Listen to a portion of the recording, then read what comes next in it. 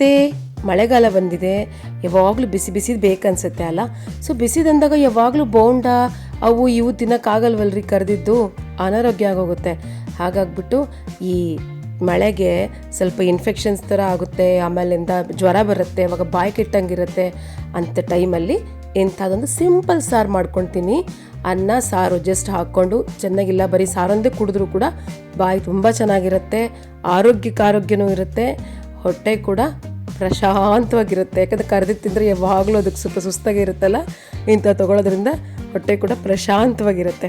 ಓಕೆನಾ? ಅದು ಟೊಮೊಟೊ ಸಾರಿದು ಭಾಳ ಸಿಂಪಲಾಗಿ ಮಾಡ್ಬೋದು, ಭಾಳ ಈಸಿಯಾಗಿ ಮಾಡ್ಬೋದು, ಭಾಳ ಚೆನ್ನಾಗಿರುತ್ತೆ ಕೂಡ, ಬಾಯಿಗೆ ಅಷ್ಟೇ ಟೇಸ್ಟ್ ಕೊಡುತ್ತೆ ಕೂಡ. ಅದರ ರೆಸಿಪಿನ ನೋಡ್ಕೊಂಬರೋಣವಾ? ಬನ್ನಿ. ಬೇಳೆ ಇಲ್ಲದ್ದು ಅಂತ ಇಷ್ಟಕ್ಕಿಂತ ಮುಂಚೆ ಹೇಳಿದೆ.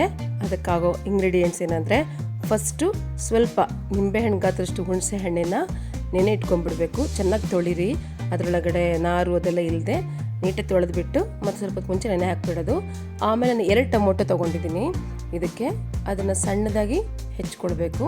ಅದನ್ನು ಎಷ್ಟು ಸಣ್ಣದಾಗಿ ಹೆಚ್ಕೊಂಡ್ರೆ ನಿಮಗೆ ಅಷ್ಟು ಬಾಯಿಗೆ ಸಣ್ಣದಾಗಿ ಬರೋದ್ರಿಂದ ತಿನ್ನೋಕ್ಕೂ ಚೆನ್ನಾಗಿರುತ್ತೆ.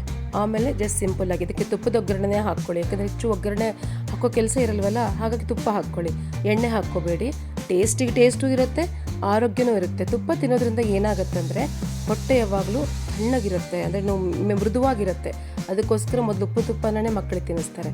ಆಮೇಲೆ ಆ್ಯಸ್ ಯೂಶುವಲ್ ಒಗ್ಗರಣೆ ಹಾಕ್ಕೊಳ್ಳೋದು. ಕಡಲೆಬೇಳೆ ಉದ್ದಿನಬೇಳೆ ಹಾಕ್ಕೋಬೇಡಿ, ಜಸ್ಟ್ ಸಾಸಿವೆ, ಜೀರಿಗೆ, ಇಂಗು, ಒಣಮೆಣಸಿನ್ಕಾಯಿ, ಕರಿಬೇವು ಇಷ್ಟು ಹಾಕ್ಬಿಟ್ಟು ಟೊಮೊಟೊ ಹಾಕಿದ್ದೀನಿ. ಹಾಕ್ಬಿಟ್ಟು ಅದನ್ನು ಸ್ವಲ್ಪ ಚೆನ್ನಾಗಿ ಕಲಿಸ್ಕೊಂಡ್ಬಿಟ್ಟು ಆಮೇಲೆ ನೀರಲ್ಲಿ ಸ್ವಲ್ಪ ಹೊತ್ತು ಬೇಯಕ್ಕೆ ಬಿಡಬೇಕು. ಚೆನ್ನಾಗಿ ಬೆಂದ್ರೇ ಅದು ಟೇಸ್ಟ್ ಚೆನ್ನಾಗಿ ಬಿಟ್ಕೊಳ್ಳುತ್ತೆ.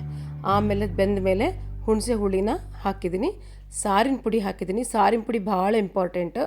ಸಾರಿನ ಪುಡಿ ಮತ್ತು ಉಪ್ಪು, ಸ್ವಲ್ಪ ನಮ್ಮ ಕಡೆ ಬೆಲ್ಲ ಹಾಕ್ತೀವಿ ನಾವು ಸಾರಿಗೆ, ಅದೊಂಚೂರು ಬೆಲ್ಲ ಹಾಕ್ಬಿಟ್ಟಿದ್ದೀನಿ.